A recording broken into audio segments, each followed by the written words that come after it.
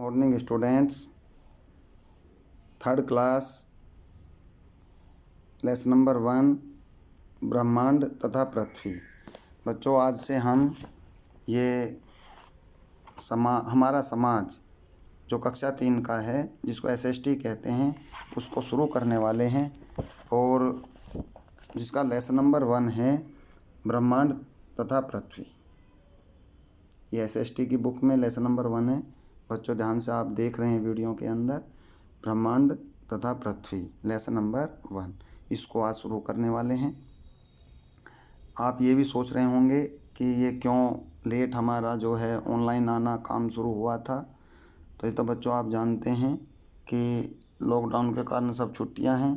एक ऑनलाइन पढ़ाने के लिए सिस्टम की ज़रूरत है, तो वो सिस्टम तैयार पहले कराया गया है। उसके बाद एक एक क्लास का वर्क कंप्लीट कराया गया है, जिसमें चाहे वो 12th क्लास है, 11th क्लास है, 10th क्लास है, 9th क्लास है और ये 4th क्लास तक के सभी हॉलीडे होमवर्क तक कंप्लीट हो गई हैं। अब इसमें जो भी वर्क आपका बचता है, जैसे केजी, एलकेजी, यूकेजी का भी हमने कंप्लीट करा दिया। अब इसमें जो हमारी 2-3 क्लास बची हुई हैं, तो इसलिए हम 3rd क्लास का बच्चों सबसे पहले पूरा करा रहे हैं। इसलिए आप जो हैं बराबर स्कूल के संपर्क में रहें। कोई भी परेशानी आती है आप कमेंट्स बॉक्स में लिखें और पर्सनल नंबर पर, स्कूल का नंबर आपके पास है उसमें फ़ोन करें। कोई भी दिक्कत आती है उसको आप तुरंत अपने को पूछ सकते हैं। जिन बच्चों ने स्कूल का चैनल यूट्यूब पर SSMIC के नाम से सब्सक्राइब नहीं किया है, उसको आप सब्सक्राइब कर लें, अन्यथा ये वीडियो आप नहीं खोल पाएंगे। ये यूट्यूब पर ही वीडियो खुलेंगी, व्हाट्सएप से जाएंगी, यूट्यूब पर खुलती हैं। तो आप यूट्यूब चैनल को सब्सक्राइब कर लें और फिर भी कोई परेशानी आती है तो आप स्कूल में पूछ सकते हैं। तो बच्चों, आज हम शुरू करने वाले हैं ब्रह्मांड और पृथ्वी। जैसा कि आप जानते हैं कि आप पृथ्वी पर जीवित रहते हैं। मनुष्य जो है पृथ्वी पर, मनुष्य, जीव जंतु, पेड़ पौधे, वनस्पति सभी कहाँ पर जीवित रहते हैं बच्चों? ये पृथ्वी पर जीवित रहते हैं।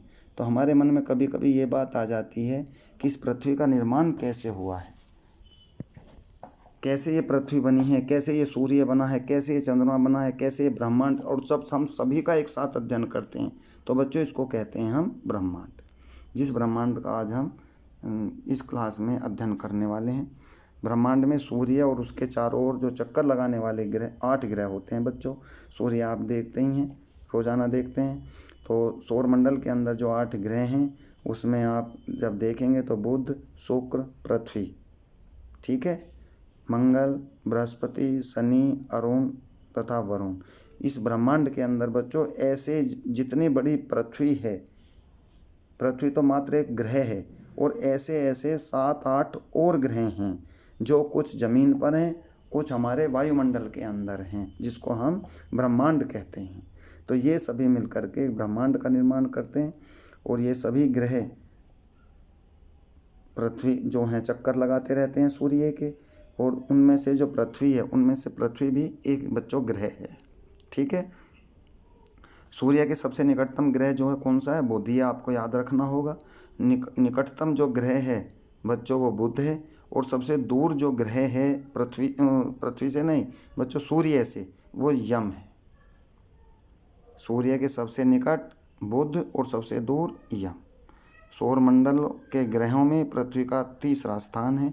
यह एक अनोखा ग्रह है क्योंकि इस पर जो है मानव जीवन है और विभिन्न प्रकार की वनस्पतियां हैं, नदी नाले, पहाड़ हैं, छोटे बड़े सभी प्रकार के जीव हैं। तो इसको हम एक अनोखा ग्रह बोलते हैं क्योंकि इस पे हमें हर जीवन के से संबंधित हर चीज़ हमें पृथ्वी पर मिल जाती है।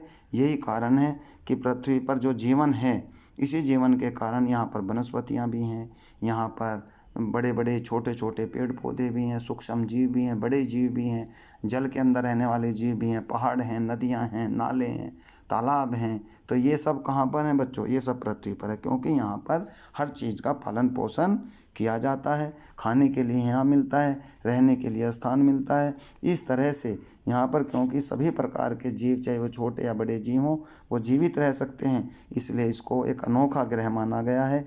और इस पृथ्वी पर ही हमारा पालन पोषण होता है।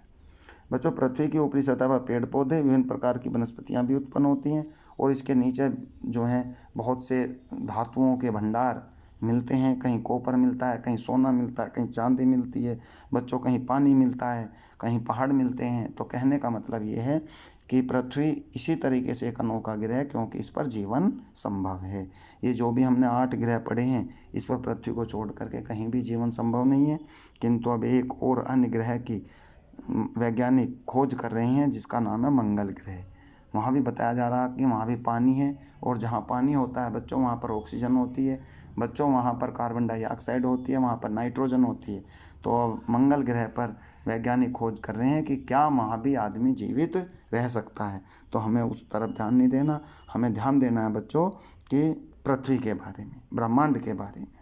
ठीक है, पृथ्वी की उत्पत्ति कैसे हुई है ये तो आप जानते हैं कि हम जिस पृथ्वी पर रहते हैं, जिस पर हम सोते हैं, जिस पर हम खेलते हैं कूदते हैं, इसका कभी ना कभी तो बच्चों निर्माण हुआ होगा। तो वो कैसे हुआ होगा इसके बारे में थोड़ा सा 3rd क्लास के बच्चों के अनुसार यहाँ पर बताया गया है कि सूर्य से टूटे हुए एक टुकड़े को ठंडा होने के कारण पृथ्वी की उत्पत्ति हुई। ऐसा बताते हैं कि सूर्य का एक टुकड़ा टूट करके जब ज़मीन पर गिरा और वो धीरे धीरे हजारों सालों में ठंडा हुआ, जिसको हम पृथ्वी की उत्पत्ति का कारण मानते हैं। सूर्य की भांति ही पृथ्वी भी एक आग का गोला थी, बहुत गर्म थी, किंतु हजारों लाखों साल में यह पृथ्वी धीरे धीरे ठंडी हो गई, और ठंडी होने से इसमें विभिन्न प्रकार के वायुमंडल एकत्रित होने लगे, तापमान में गिरावट आ गई अर्थात ठंडा होने लगा, धरातल कहीं ऊंचा और कहीं नीचा हो गया। इस प्रकार धीरे धीरे पृथ्वी का निर्माण बच्चों हो गया। ठीक है, चलिए पृथ्वी पर जीवन कैसे संभव हुआ। पृथ्वी पर जीवन कैसे संभव हुआ यह आप जानते हैं कि 10 खरब वर्ष पहले वनस्पति का जन्म हुआ था बच्चों। पेड़ पौधों का जन्म पृथ्वी पर सबसे पहले हुआ है, और उसमें जो हैं ऐसा बताते हैं कि पृथ्वी पर सबसे पहले जो वनस्पतियाँ आईं, पेड़ पौधे आए, तो उनसे जीवन संभव हुआ कि जब वनस्पति पेड़ पौधे जीवित हो सकते हैं तो मनुष्य भी इस पर जीवित रह सकता है। इसके बाद समुद्र से अमीबा, जो बहुत ही छोटा जीव है जिसको हम अमर कहते हैं, अमर प्राणी है, कभी इसको नष्ट नहीं किया जा सकता, इस तरीके के जीव पानी के अंदर पैदा हुए, और ये पैदा होकर के जलचर अर्थात जल में रहने वाले जीव, उभयचर जल और थल दोनों में रहने वाले जीव, स्तनधारी जीव की उत्पत्ति होनी शुरू हो गई। पहले तो जल के अंदर रहने वाले जीव बने, फिर जल और थल दोनों पर रहने वाले जीव बने, फिर स्तनधारी जैसे जीव बने जिसको हम मनुष्य कहते हैं, क्यों मनुष्य सबसे विशिष्ट प्राणी समझा गया पृथ्वी पर, और हर चीज़ को अपने नियंत्रण में रखने वाला जीव इसको समझा जाता है, सबसे उच्च श्रेणी का जीव इसको माना गया है। आगे चलिए बच्चों, ठीक है। यदि हम एक ऊंचे स्थान पर खड़े होकर सामने की ओर देखते हैं तो हमें कुछ दूरी पर आकाश और पृथ्वी एक दूसरे से मिलते हुए नजर आते हैं।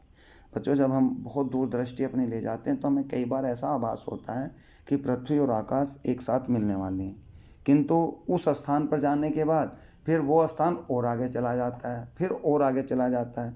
कहने का मतलब ये है कि ये कभी भी पृथ्वी और आकाश आसमान कभी नहीं मिल सकते, सिर्फ हमको ये दिखाई देते रहेंगे कि भाई ये मिलते हुए हमको दिखाई दे रहे हैं, किंतु ऐसा कभी नहीं होगा।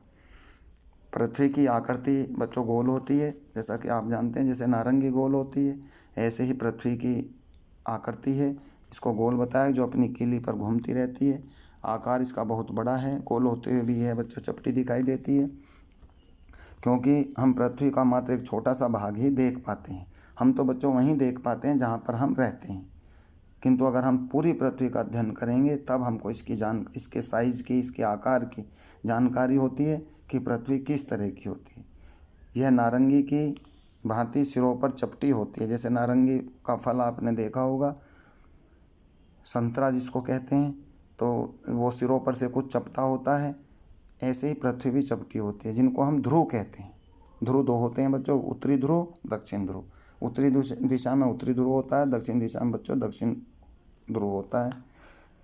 इस प्रकार एक वायु की बहुत मोटी परत होती है जो 400 किलोमीटर मोटी होती है, इस परत को हम वायुमंडल कहते हैं। एक हमारे यहाँ वैज्ञानिक हुए थे, पुर्तगाल के रहने वाले थे, मैगलेन। इन्होंने कुछ अपने नाविकों के साथ या अपने कुछ साथियों के साथ पश्चिम की तरफ लंबी यात्रा की थी।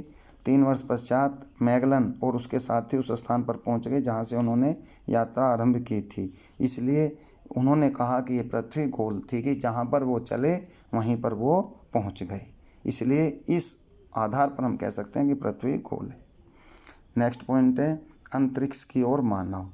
बच्चों, अब अंतरिक्ष में भी वैज्ञानिक पहुंच चुके हैं। सबसे पहले रूस के जो अंतरिक्ष यात्री थे यूरी गागरिन, ये प्रथम अंतरिक्ष यात्री थे जो 1961 ईस्वी में अंतरिक्ष यान में बैठकर अंतरिक्ष की यात्रा करके वापिस आ गए थे। इन्होंने पृथ्वी की आकृति को गोल ही बताया है, जिसकी हम सिर्फ एक तरीके से कल्पना ही कर सकते हैं। इन्होंने अपनी आंखों से इनको देखा है।